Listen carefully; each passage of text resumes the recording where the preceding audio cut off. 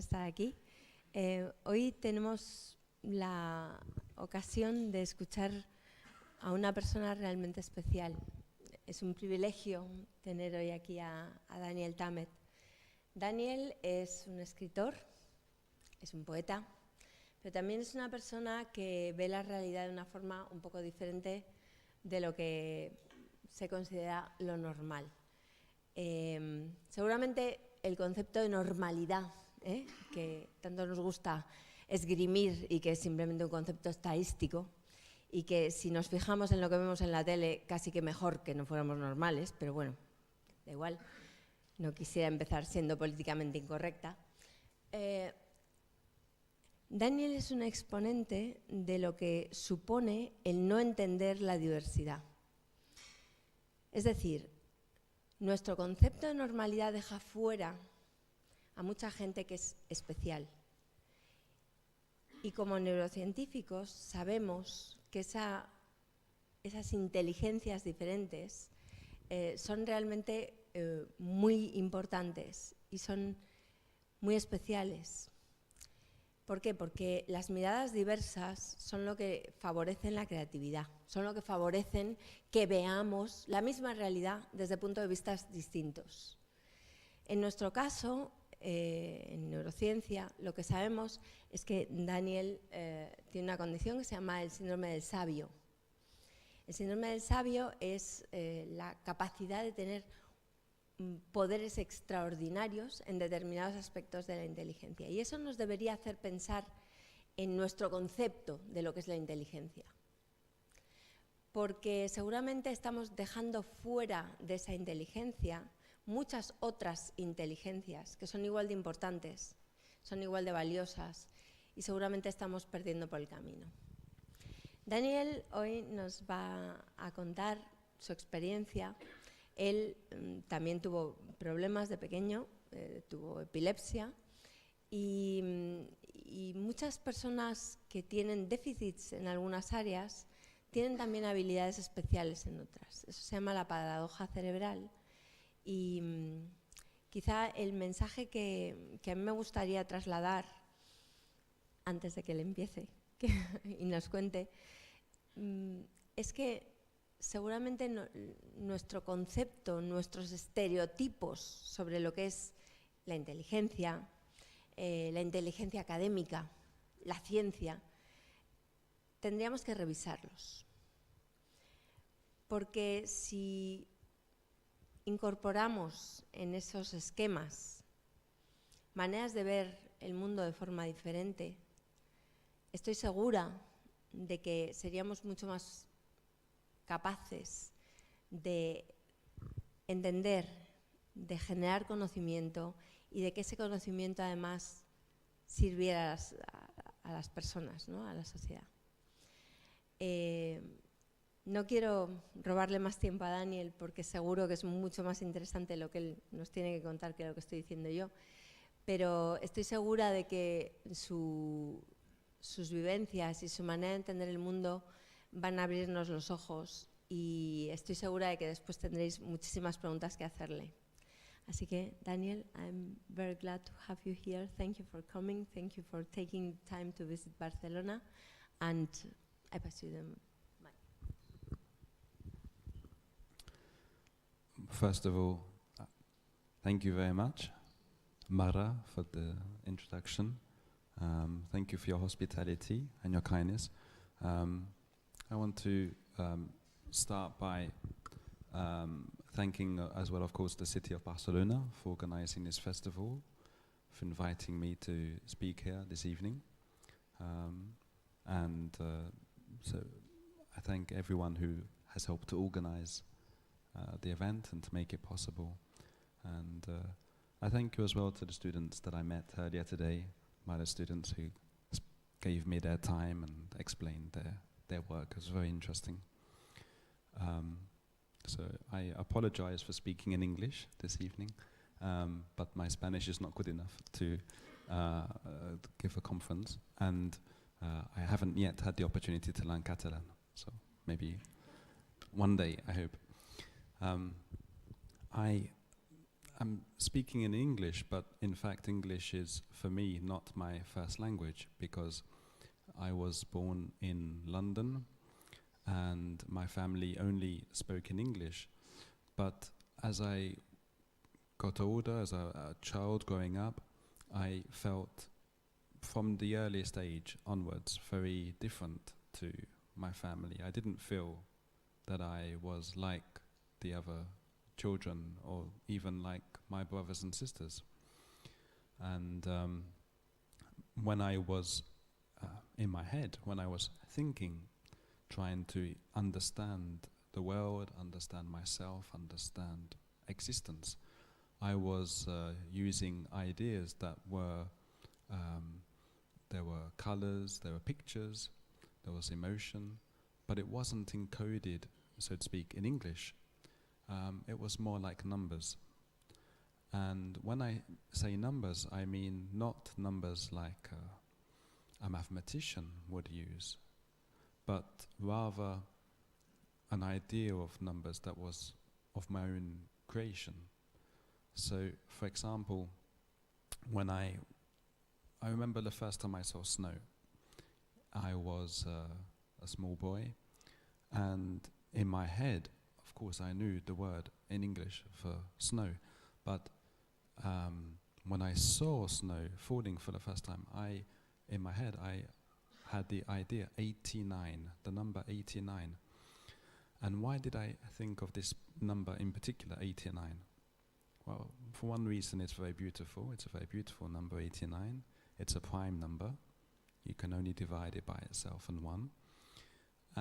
But the main reason is that for me, 89 is not 8 and 9. It's a picture. I see something like snow that is falling. And so when I saw snow actually falling for the first time, I saw something that resembled how I understood the idea of 89. And I felt that this was incredibly beautiful, not only because it's very beautiful, but because for the first time there was a connection between what I was feeling and thinking in my head and what was actually happening outside my head. So from this moment on, I wanted to try to discover more about the world outside of me, because for a long time I had no real interest in the outside world. We didn't have the word autism at the time. High-functioning autism didn't exist as a diagnosis. This was in the 1980s. But we knew that I was very different. I'd had epilepsy as a small child, temporal lobe epilepsy. And so I had seizures. My brain was producing too much electricity. And I was very different. I was very shy, I was very sensitive, hypersensitive, I was very awkward. Many things that people took for granted, like looking people in the eye, or having a conversation, or even swimming, for example, something very simple like swimming, I found incredibly difficult. And it took me many years to learn these skills. And at the same time that I found these things very difficult, I found other things very easy. So doing mathematics, for example, sums, arithmetic, not abstract mathematics, I found much easier. And learning language as it happened, because I found it so interesting to try to get inside other minds. As soon as I began to realize that other minds existed, I came to this fact very late. And because I came to it very late, it seemed almost like magic to me, the idea that there were other ways of seeing the world, and that the world, to understand it, you had to go through as many minds as possible. And so I would go to the library. I loved libraries. I loved books. And the first time I went to the library, I remember very well, because I was maybe 8 or 9. No, I think a little bit smaller. And I saw all these books, so many books. And I noticed that on every book, every spine, there was a name. And I didn't know what this name meant, only that every book had its name. So I imagined in my mind, with my 7 or 8-year-old imagination, that if I were to search long enough, hard enough, among all the books in the library, I would find a book with my name on it. And I would then be able to open the book, starting from the end, because I wanted to know how it finished. I didn't like surprises, so I wanted to know. And to be able to anticipate, I assumed that everyone had their life, had a story, the life story, and if you only knew how to find your book and open it at the right page, and you could work out what was going to happen, and you could plan ahead, and you could figure stuff out. And so this was the idea. Of course, it was logical in its own way, but it didn't work. I never did find a book. I would have to wait another 20 years to write the books myself that are now published in, I think, 25 languages all around the world. But I'm getting ahead of the story. So I was in this library looking for my story, not finding it, but finding many other books, and trying to work out how I was going to use these books to communicate with the other children. So I would go to novels, because in novels there are dialogue. And I said, if I'm going to learn how to talk to other children in this strange language that we call English, that I don't speak very well, even though I'm a native speaker, I'm going to have to use novels and to steal almost the dialogue, and then to reproduce it in the playground with the other children. So I did this. And you can imagine what happened. I went into the playground very proud of myself, and I would approach the other children, and I would try and speak to them in these sentences that were certainly very well constructed, grammatically flawless, but were completely inappropriate to the situation. And so the children had no idea what I was talking about, and it was like as if I was speaking in a completely different language.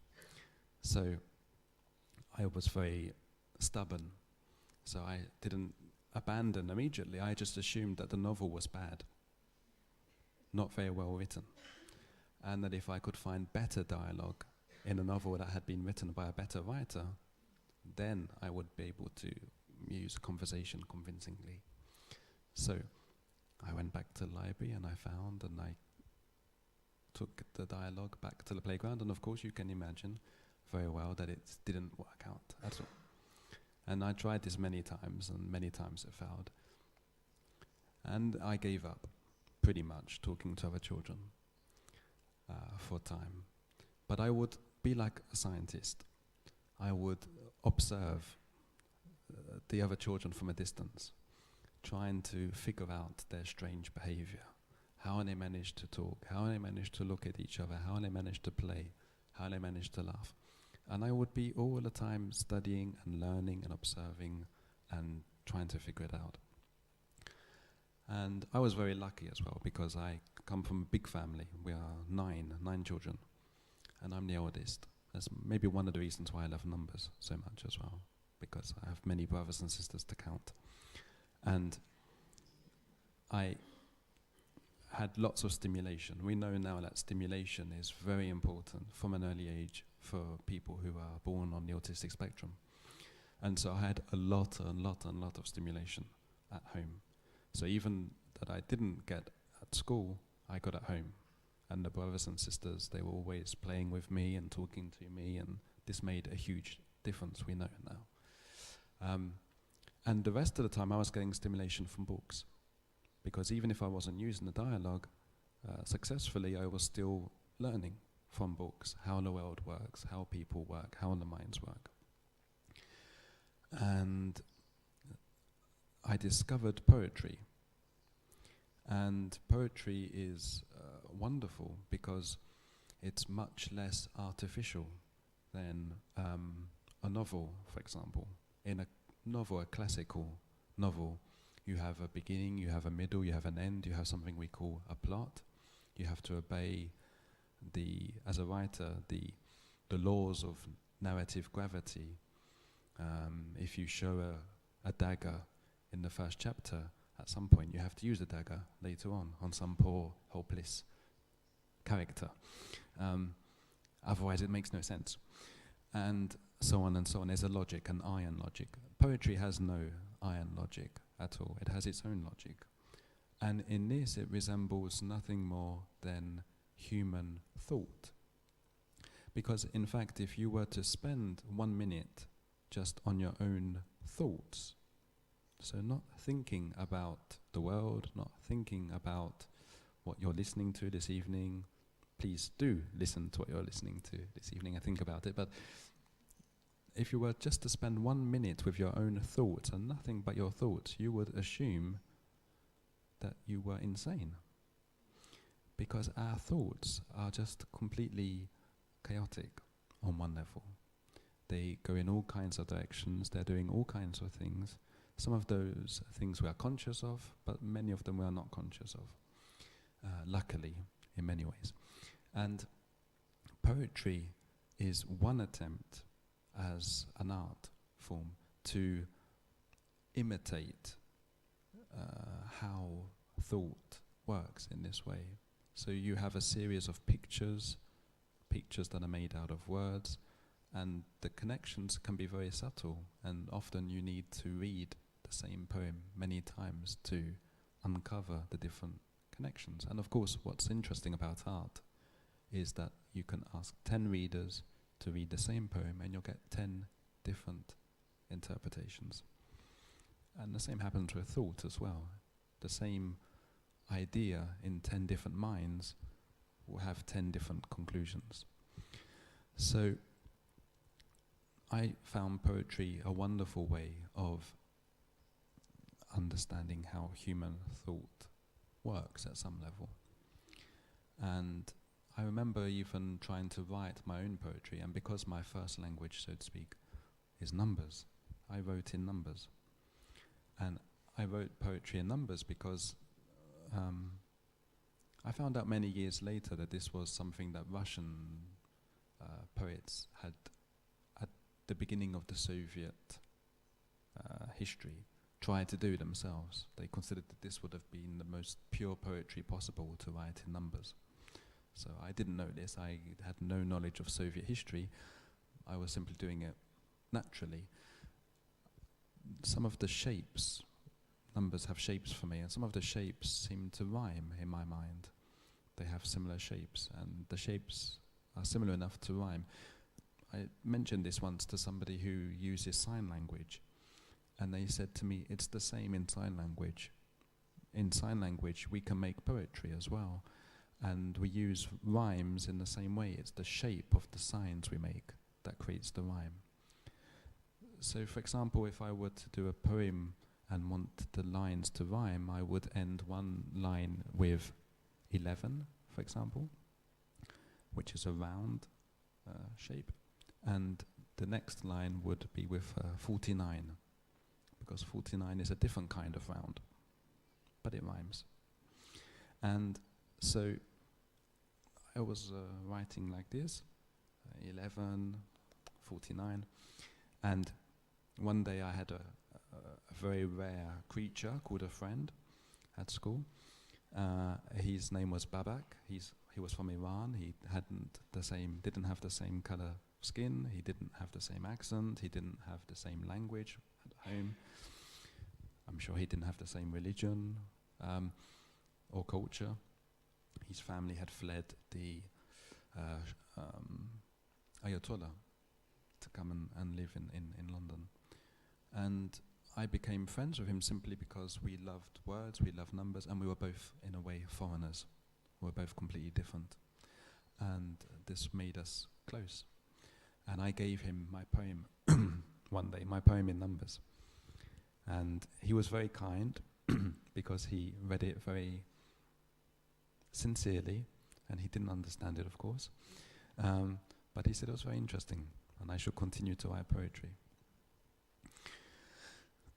So I should mention that the school I went to was an ordinary school.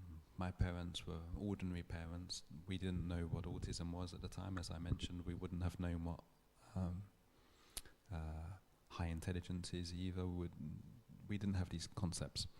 And so it was simply enough to go to an ordinary school and to try to fit in as best we can. And the children sometimes try to bully me, as it's a fashion at schools, to bully children who are different to other children. But it didn't work very well on me, because I didn't understand so well that I was being bullied. And apparently you have to understand that you're being bullied for the bully to actually enjoy bullying you.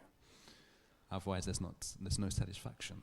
So they got bored quite quickly and just left me on my own. So I one day, talking about language, and really all my life has been about trying to find my mother tongue in a way, because feeling from the early stage that I was a foreigner, it gives you the idea of saying to yourself, okay, well, I'm a foreigner in England, English is not my first language, I speak it fluently, but it's as though I have an accent when I speak it with other English people, that's fine. But where is it, this country that I belong to, where the language I can speak with no accent? And I couldn't find it.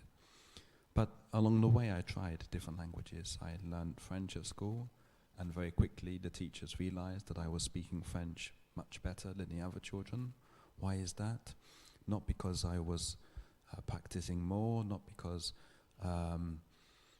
the other children were especially stupid, as far as I know, but some of them were very bright as well and very motivated.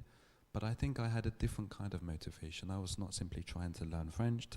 I was trying to find out if this is my language. This is the language, this is my mother tongue. And so the relationship I had with language was just completely different. And sometimes I will find patterns in a language that even a native speaker doesn't find. And I was saying to a French person once that words that begin with L-U always have something to do with light. So obviously there's the word lumière, which is light in French, but then you have lune, which is the moon, you have lunette, which is the glasses, you have lustre, which is like a chandelier. And they said, you know, I never thought of this, but you're right. And they went through all the words in French that begin with, and they said, yes, they all have something to do with light. Why is this? Well, some linguists will tell you that there is no relationship at all between the word and the reality that the word is attempting to describe. I have a slightly different view. I feel that there is a motivation very often between the word and the reality that it describes, and that languages evolve in such a way that the words gravitate towards these particular realities, light, for example, or length, or roundness, and that native speakers, when you learn your first language, you have no textbooks, you have no schooling, intensive schooling. You have no teach yourself books in Catalan and Spanish and so on. You simply learn in your first years very, very quickly 20, 30, 40, 50,000 words. And no linguist to this day understands really how you do this, but my theory is that you're all synesthetic from the time that you're born. There's a twist in this, because of course you're not synesthetic today, most of you. Unlike the rare people like myself and Nabokov was another example, the writer Nabokov, who saw words in colours and shapes and textures. Most people don't, but my theory is that we're all in one way born synesthetic, that we do associate words with shapes and colours and textures for the time that we learn our first language, which is 2, 3, 4 years. And then the brain changes. In the space of those first years, the brain changes enormously. In fact, we lose connections, we lose what are surplus connections for good reasons, because otherwise you have things like I had, which is epilepsy, for example, and so, or schizophrenia, which is what my father had. So there were good reasons for losing those excess connections. But the downside is, of course, you lose the synesthesia as well. And you have your first language, or first languages, if you're multilingual, if your parents speak to you in 2 or 3 languages, but you'll find it very hard to learn other languages because you've lost that ability to make those intuitive connections. Unless you've got someone like me, I guess, to try to encourage you to think in this way. So I'm not claiming for myself any particularly original way of thinking. I'm assuming that what I'm doing is what we all did just very early on. I simply haven't forgotten what was natural for all of us in our first years. And so I was looking for language, and it was, it might be Finnish, some words in Finnish. I had a neighbor who was from Finland. It might be French. It might be German. I learned some German at school as well. But of course, I realized that this wasn't my first language. And I would keep on looking. As I got older, I was wanting to travel. And I spent almost a year after I finished my education in Lithuania, in the Baltic states. This was at the end of the 1990s. This was only a few years after the fall of communism. So I was going, in a sense, behind what we called for many years growing up, the Iron Curtain. And so I went behind what was still, in some ways, the Iron Curtain. Spent almost a year there. And of course my parents were terrified. What are you doing going so far into a country you don't know, a language you don't know, a culture you don't know? You who can, not even have a good conversation in English, how are you going to manage? But in fact, when I was in a foreign country, in a foreign language, in a foreign culture, I felt more at home than I did in England, because I'd always felt foreign anyway. And in Lithuania, I had an excuse for being eccentric. I could simply say I'm British. And immediately, foreign people understand that this is a good reason for being eccentric, apparently. This is known all around the world. So I had this good excuse. I didn't wear the hat, the bowler hat. But I did have the umbrella. And it rains a lot in Lithuania. It snows a lot, even more. And so I was surrounded by the number 89, if you remember from the beginning of our talk. I was surrounded by 89. Lots and lots of 89. So you're beginning to learn my language, you see. You understand 89. And so I was just feeling very good, very happy here. And the Lithuanians were very welcoming, very open, and they told me many stories. And some of the stories were very beautiful, and some of the stories were very astonishing in a good way and sometimes not a good way. They had spent 50 years under communism and under Stalinism, to be more precise. And it had been very difficult because for many years they could not speak Lithuanian. They were not allowed to use Lithuanian. They were not allowed to publish, for example, in Lithuanian. They had to use Russian. And even just speaking was not a very good idea in public, in case you said something that could be misinterpreted. And one of the stories they told me really stayed with me, because they said that there was something in those days that was called the book police. And they were people who would knock at your door, maybe at 1 o'clock in the morning, and they would ask to look at your books. And so you didn't have a choice, so you would simply say yes, okay. And they would just, make sure that you didn't have any American novels or anything like this. But more than that, it was just to make sure that you didn't have anything by Lenin or Stalin. And if you did, that's good.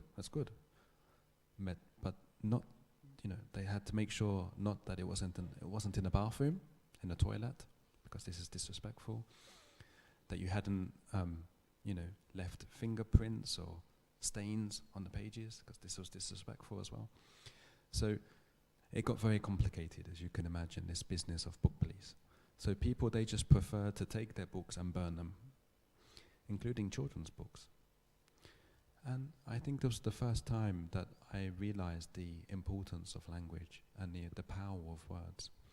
And I said to myself, what a noble... I wasn't a writer yet. I had no vocation as a writer. Writers didn't come from backgrounds like mine. But for the first time, I said to myself, what a noble profession it must be to be a writer, to be a poet, to make a living from words, and even to be dangerous enough that you could have your words burned because of politics, because of ideology. So this left a very deep impression on me. Me who had so much difficulty with language. And here I was faced with the power of language. And I wanted to find a way of using language and to express myself as I'm doing this evening. And hopefully not doing too bad a job of it. And I'd come back to England. I was in my 20s now, early 20s. And one day I remembered, I had a memory that when I was growing up, I had learned, I'm sure you all learn about this number in school. I think in Spanish, in Catalan you say pi, we say pie in English, like the pie you eat. And I remember this number very well, because for me this is like, I don't know what the equivalent would be for you in Catalonia. In Greece it would be something like the Iliad or Odyssey. In England it might be something like Shakespeare. Cervantes maybe in Spain. And for me this is just amazing poetry, the number pi, because I can read the number. It's like a language to me. And so I remember learning the first numbers of pi and being very frustrated, because they only teach you, 3 or 5 digits? And it's like learning Shakespeare and being given 5 words. How are you going to understand the beauty of Shakespeare with 5 words? He's a genius, but still, 5 words. Not even Hemingway is good with 5 words. So when I got older and I realized that I could, look up stuff like pi, the internet had arrived. So I went on to internet and I found a supercomputer in Tokyo that had its only job in life was to calculate the digits of pi. And I printed off hundreds and then thousands and then tens of thousands of digits of pi. And I spent one winter just reading nothing but pi and just completely immersing myself in the poetry of pi and all of the colors that I could see, all of the shapes, all of the emotions. It just was like another country. It was like my country. And I felt to myself, if I could speak in this language, I would not have an accent. It would be the only language in which I wouldn't have an accent. So I did this, and I can't remember exactly how it came about, but it was decided one day that I would do a recitation, a public recitation. In the same way that actors recite text, great plays for example, or poets recite their work, or writers sometimes I do this sometimes with my books. I take my books and I read them on stage. So in the same way it was decided that I would go on stage, so to speak, in Oxford, in England, and I would recite this wonderful poem made out of numbers, the poem Pi. And so I went up to Oxford, and this was on March 14th in 2004, and the date is special for people who know this because it's Pi Day. Mars 14th, 314, it's the first numbers of pi. And I was in the Museum of the History of Science in Oxford, And it was a wonderful place to do something like this, because in front of me on the opposite wall was a blackboard with equations written on it in chalk. I didn't understand the equations, of course. My mathematics only goes up to numbers, no farther. But the equations, I was told, were written in the hand of Einstein, who was, I think his birthday was March 14th as well. So it was a good day to recite pi. So I was on stage, so to speak. There were mathematicians who had very sharp pencils, and they had a very boring job of checking every digit that I recited to make sure that I wasn't making any mistakes. And I just began to recite this number. And I didn't stop. I just kept going and going. And people had read an article, there had been an article in the Times of London. People discovered who I was for the first time, my story, and they said, who is this guy who talks in numbers? And he's going to recite pi. And so they said, let's go and listen to him, like in a theatre, like a little bit like what you're doing. Let's go and listen to him speak pi. So they came, and they were not mathematicians, most of them. They were, I'm sure that there were teachers, I'm sure that there were lawyers, but most of them were more like housewives or students or factory workers, I think one or two of them even. Really, tourists. There was an American tourist. I knew that she was American because she had a Mickey Mouse hat. And so people from every walk of life. And they had one thing in common: they did not speak Pi. They did not speak my language, so they did not understand it at all. It was as though I was speaking in Chinese. But I don't know if you've ever had the opportunity to listen to Chinese opera, for example, but I've done it once, and it's very agreeable. You don't understand anything, but it's a beautiful experience. And I suspect that this was what they had in mind. They said, okay, it's going to be a beautiful experience. It'll be fun. We won't understand a thing, but what was so interesting is that they understood a lot more than they thought they would. Because pi is a universal number. It belongs to everyone. It just doesn't, it's not my private property. It belongs to everyone. And it's a cliche, but it seems true that mathematics, numbers, is a universal language. So as they were listening to me reciting, there were two things. One was synesthetic, that they could actually hear in my voice. I wasn't speaking like a computer. I'm not in any way like a computer, even though some people say that I'm like a computer because I love numbers. But I'm very much a human being, and I have, unlike computers, emotions that I have with numbers and the shapes and emotions and colors. And the voice that I was using to pronounce these numbers, like an actor's voice when he's reciting a play, it's not monotonous. It goes up, it goes down, there's intonation, there's music. And so I was reciting pi, and at some moments in pi, it gets very intense. Lots of dark, heavy numbers. And then there are moments, it's a little bit like in an orchestra when there's lots of saxophones, for example. A little bit like fives, for example. Lots of fives. And then you might get another sequence in pi where it's much lighter, much brighter. And in my mouth it's much, I say it much more quickly. And this is like flutes or violins. And people could hear this difference very easily. And they could see when I was going quicker, I was more intense, there was more emotion. And they could see when I was more relaxed, slow, more slowly, more calm, the tension was dropping. So they could follow all of this, almost like drama, human drama. And they were very interested in this, and this made a connection between us. And then there was a second reading of what I was doing, which is that because I was reciting in English, numbers, of course, so they could find patterns in what I was reciting that I didn't know, but they could find. So, for example, I was at one moment reciting somebody's telephone number without knowing it. Or I was reciting somebody's passcode.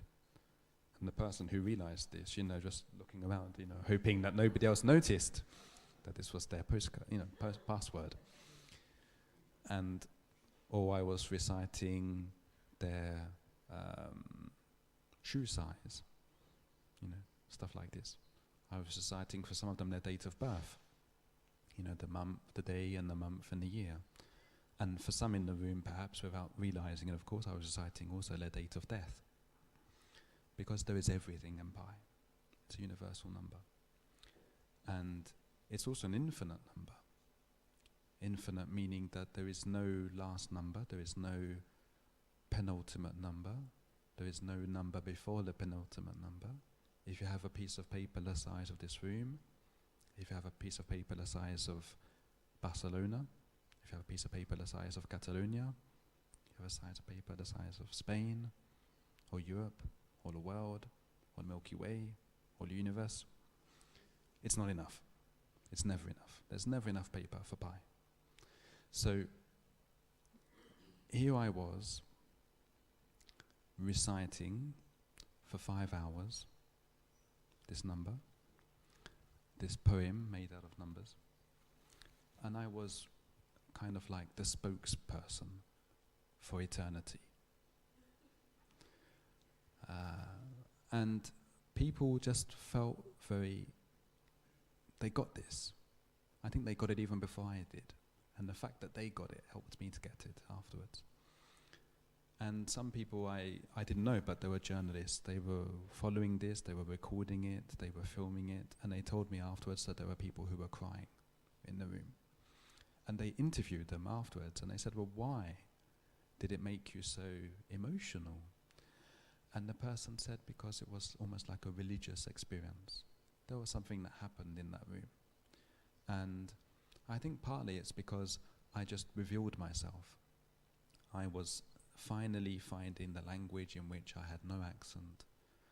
And for someone who had spent 25 years living in a sort of loneliness and confusion and perplexity, to find this way of communicating directly without having to translate, without having to find the right word, I was finding the words in numbers. And every word was perfect, because in pi there's no, it's not like language. In language, as I'm a writer, what is a writer? A writer is someone who knows that his writing is never very good. He's someone who knows that it's always going to be not, what he wants it to be. And in the same way, pi is the opposite. Pi is perfect, because every number is doing what it needs to do for it to be pi.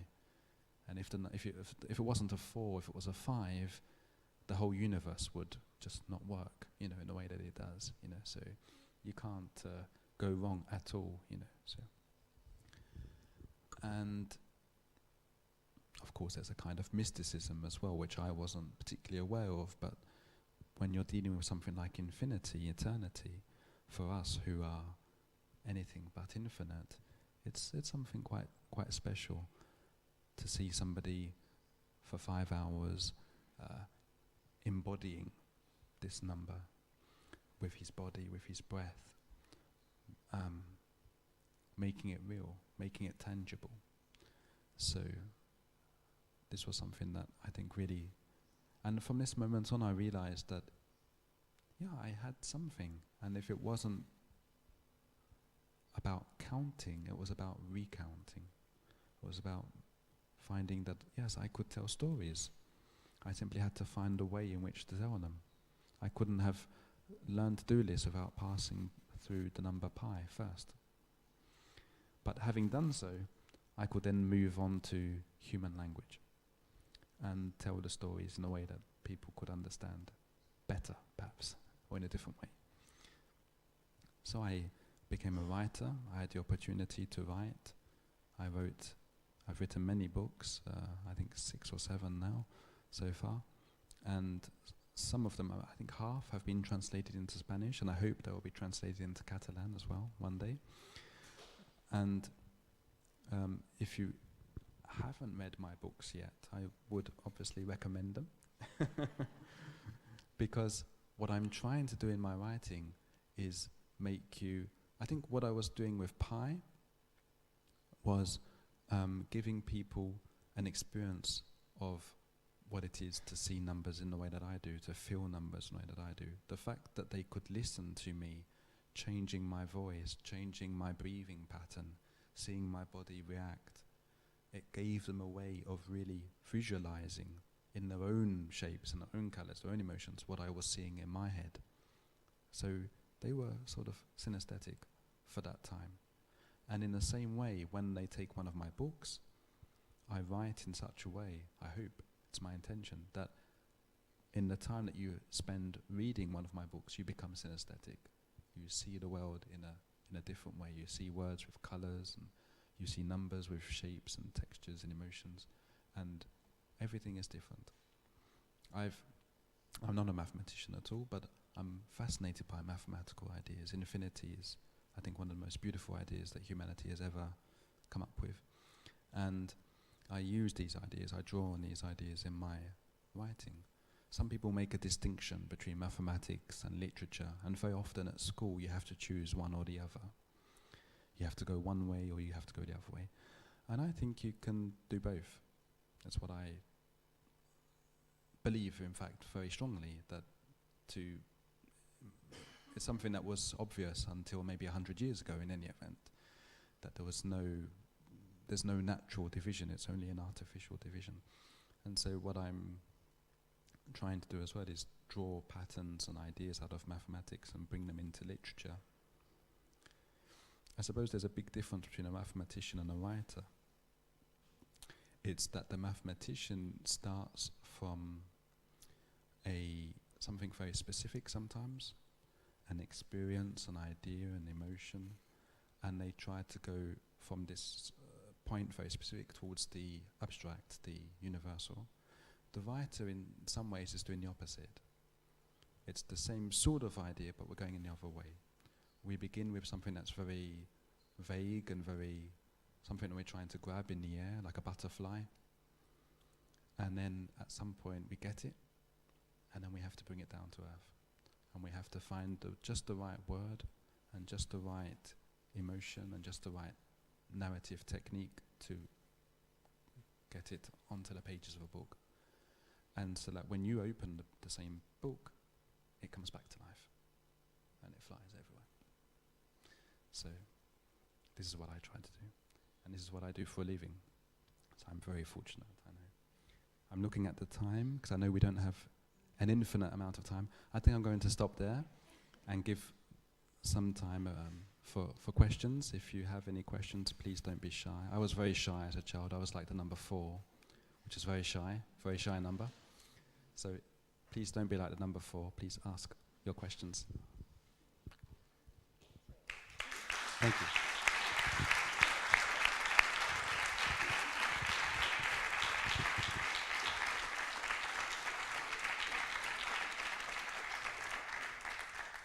So thank you very much, Daniel, because I think, I see many scientists here, and I think many of us kind of have felt similar things as you did. So I think many of us felt identify about what you were saying. So now the turn is yours. So please, if you have any question, there.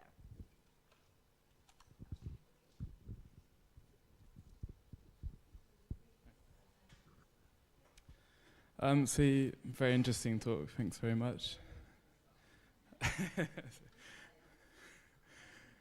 So you compare for you numbers being like poetry or symphony, and symphonies and poetry are human creations in terms of what comes out. Pi is more kind of fundamental part of nature or maths, and it's not been written or invented by humans. And there are other irrational numbers as well, which go on to infinity. So my kind of question is, for you, is there something special about pi in particular, or an irrational number, which leads you to draw so much attention to it? Or could a human write an infinite random number, or a number from themselves which has the same meaning? I mean, does the meaning come from the story behind the number, or is it from the number itself?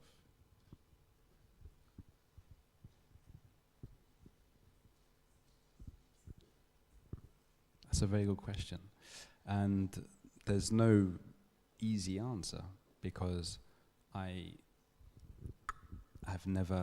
think you'd have to, there are some people who believe in alternative universes. You'd have to have lots of alternative universes and give me an infinite number in each of them and see if it has the same effect on me.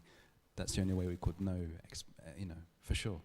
But my feeling is that there is something about pi that is special for me.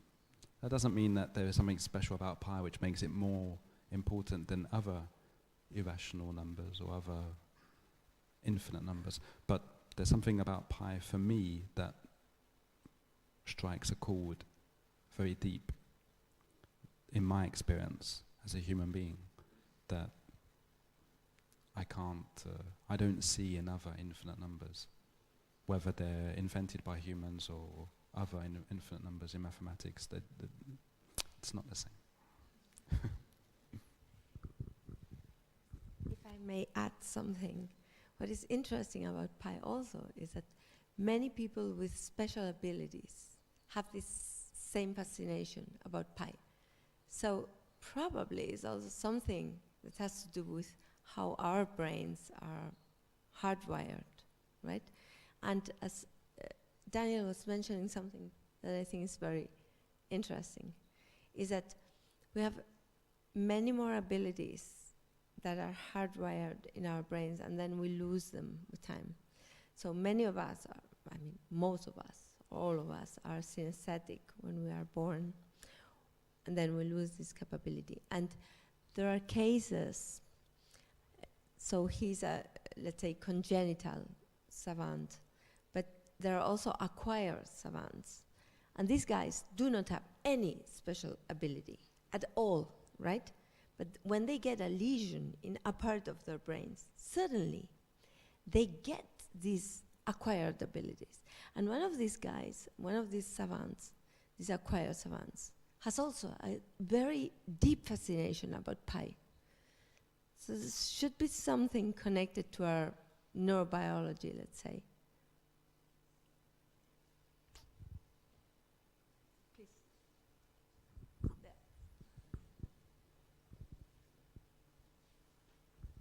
I wanted to ask you about music. So for me, when I think about numbers or infinite numbers and sequences and so on, it kind of also links to music. How did you feel it? Also, you had the problem with language, right? And maybe it's also something very basic in our neurobiology. How was your experience with music?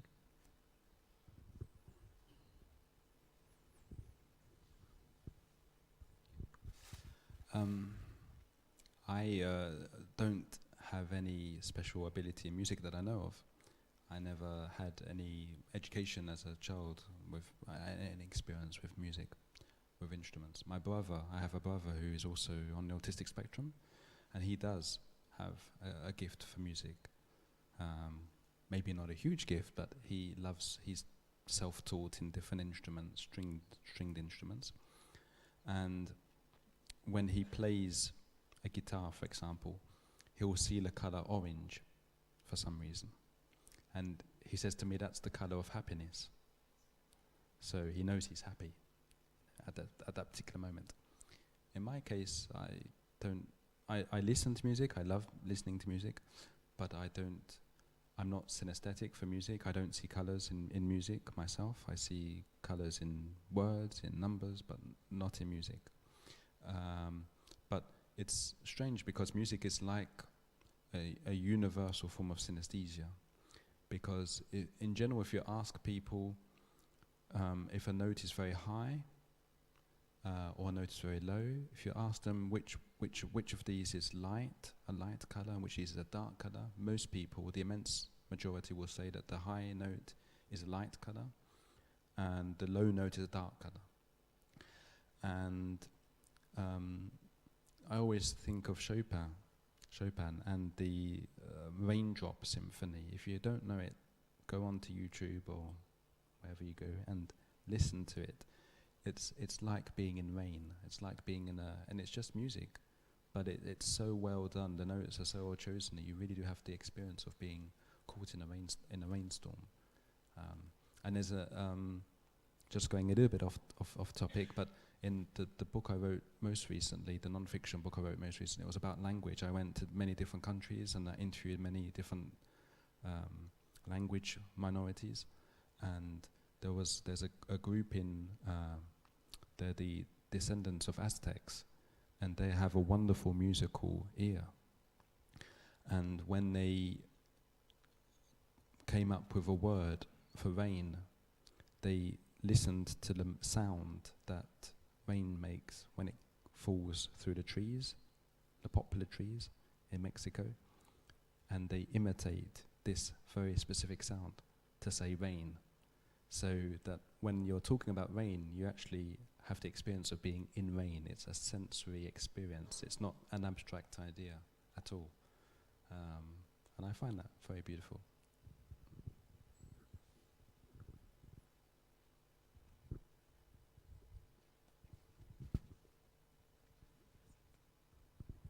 I forgot my Mickey Mouse hat, but I was just curious in the way that you developed language, if you've ever felt a connection to the metaphysical or to the other side of another curtain.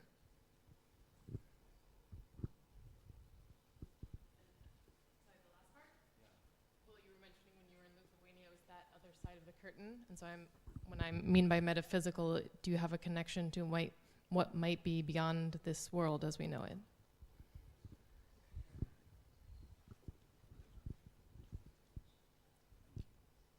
Yeah, it's very interesting that you asked this question because it's the subject of my latest book, the one that I'm writing now. So, and I'm writing it in French as well for the first time because I'm switching languages. I'm writing in French.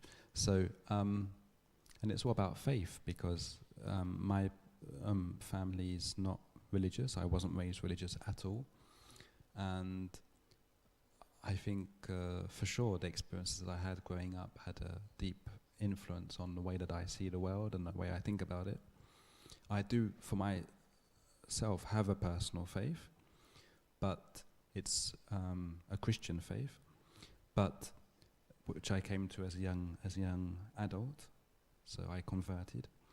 But it's a very, I can't really think of the equivalent, but it's a very open faith. So it means that for me there's no absolute one way of seeing the world, for the reasons I've discussed already, that the mind is so complex and every time the reality goes through it, it does something different. So I don't think that there is any one way of, it's like different windows and light is the same, but it changes the color depending on the way the window is made. So it's the light that is what we're looking for. It's not, we shouldn't get so hung up on the kind of windows that it's coming through. So this is the way that I see the light coming through, but for people who see it coming in different ways, I think that's beautiful as well.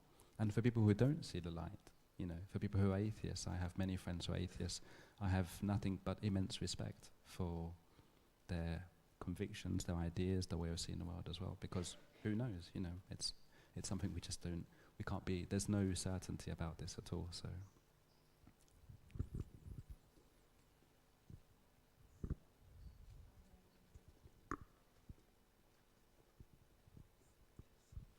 Yeah, so as you said that the number 89 is not an 8 and a 9 for you, but rather snow. Do you find it frustrating or in any other way emotional, the thing that we kind of decided to name the number 89, 8 and 9 because of the system that we are using for numbers that probably has to do with the fact that we have 10 fingers or whatever? And do you think that it doesn't do justice to some numbers the way that we call them the way we call them. I don't know if you understand what I want.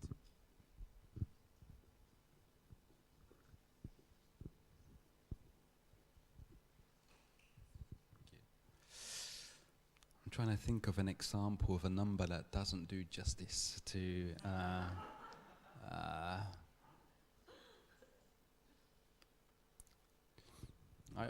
for example, and this is a relationship to the last question, there's some people get hung up on numbers like 13, for example. They're superstitious about. I'm not superstitious at all, and so I think 13 is a wonderful number. You know, it's like a waterfall. It goes like this, you know. So it's beautiful, and it's white and green, and it's, you know, it's a very nice number. And there are people who, I've been in hotels in America where in Britain we say lift, in America they say elevator. You go from the 9th floor to the 10th floor to the 11th floor to the 12th floor to the 14th floor. There's no 13th floor. Well, of course there is a 13th floor, but they don't call it the 13th floor. They call it the 14th floor. And I think it's, you know, strange, to put it politely, you know, because I think they're taking, I think 14 is an ugly number compared to 13. You know, if you had to choose one or the other for a hotel, I would definitely choose 13 every time, you know. Bé, farem aquesta pregunta més i haurem d'anar acabant, d'acord? Sap greu? Sí. So what you said, So what you said about the poems, that every time, well, not every time, but when you read, you find new meanings. Do you find yourself find new meanings when you read by? And like, do you still find yourself finding new meanings? Like wondering about new connections you haven't seen before?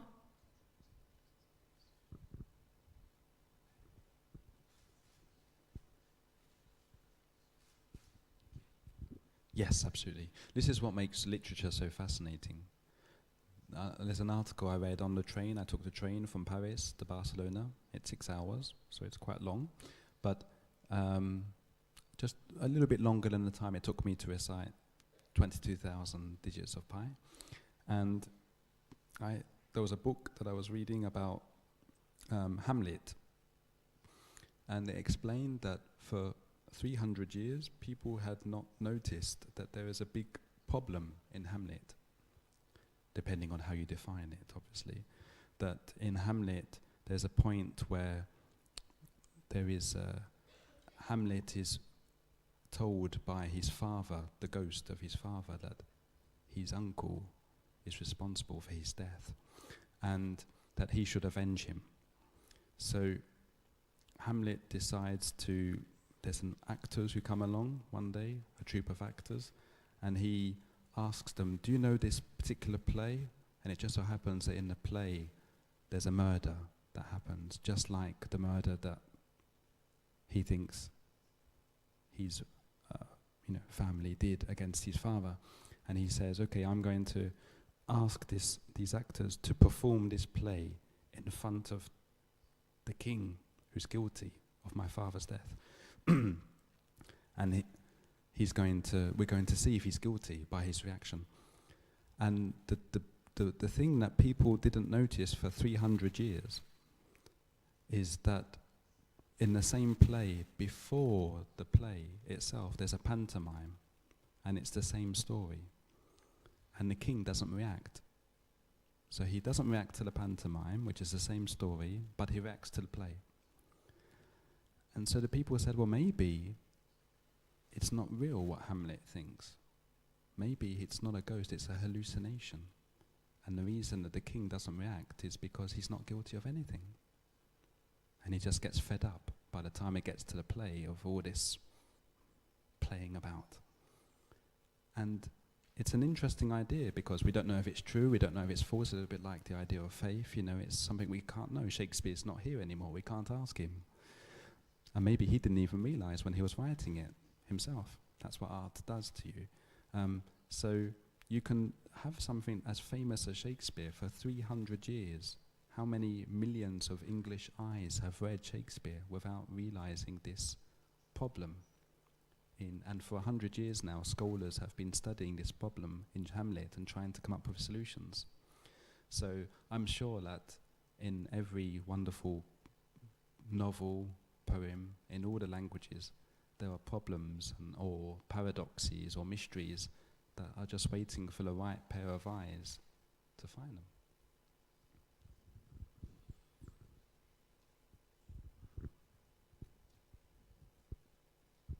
Thank you. I think it's the last question, so I will take this opportunity to go back to the initial topic on the normality and diversity. So if you think about normality, it's also a concept that is defined by the society, so it's something that we learn also, right? And you mentioned, for instance, that it was a bit hard for you to look at the eyes of the person in the beginning. Maybe it's actually, there's a parallel universe, it's rude to do so, right? So it's like, for you, what is something that you find extremely ridiculous in this like normal society? Because like I think you see things a bit different. So what do you think is like people do very often but it's actually funny or weird for you?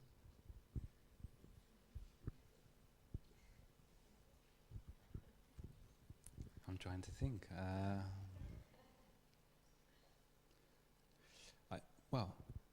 One very simple example is public speaking, for example. People always ask me, why are you not shy about public speaking? You know, you found it so difficult to talk to people when you were small, and how is it that you can talk to hundreds of people sometimes and not, you know? Well, you know, the reason is partly because I am shy in a way, you know, even though I don't look it maybe, but, you know. And then the other reason is just because it just seems easy for me in a way to speak to many people, because I'm the only one who's speaking, for one thing, you know. Conversation's much harder, because you have to stop, you have to let the other person speak, you have to know when to stop, you have to. It's much more complicated, and it's for that reason that computers, when we talk a lot about how amazing computers are, artificial intelligence, and in fact it's not very intelligent at all, because computers can do very easy things like chess and Go, because the rules are very strict, and so they're perfect for computers. You know, it's almost like they've been made for computers. But conversation is something that no computer can do, and I'm not actually sure that it's something that computers will ever be able to do convincingly. Why is that? Because the rules of dialogue is what I have found out the hard way. The rules of dialogue, there are no rules, strict rules, there are basic rules, but every conversation makes its own rules. And the meanings of words that you use in a conversation will change constantly during the conversation. You can have a word that at the beginning of the conversation means one thing, and an hour later it means 10 different things. It's like poetry. In poetry, one word often means 10 different things, you know. So, and that's something that human brains can do very well. And I found it amazing when I was looking at children and doing this and saying, how is it so easy for children to do this? I find it so amazing. And that computers who can do all these billions of calculations every minute, you know, against Kasparov and so on. But if you ask them just 5 questions, you can find out immediately that it's a computer, it's not a human being. So this is why they always fail what we call a Turing test.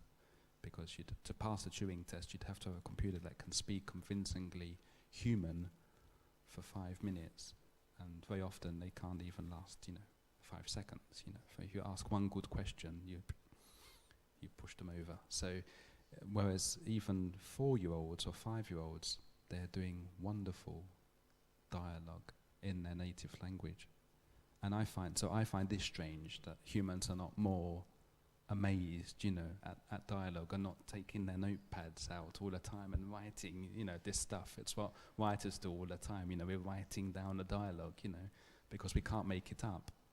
It's never as good as real dialogue. So, thank you again, everyone, for being here.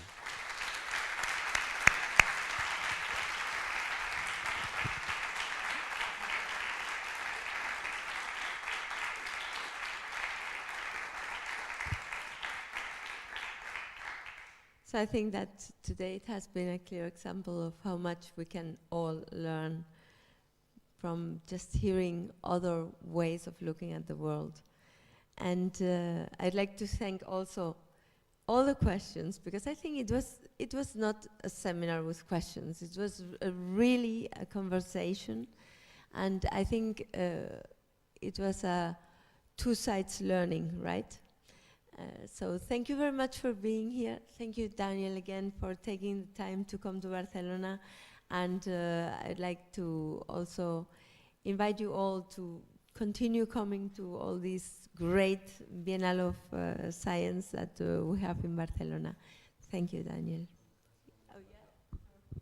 And one last word. Thank you to the translator, the interpreter, because it's a very important job.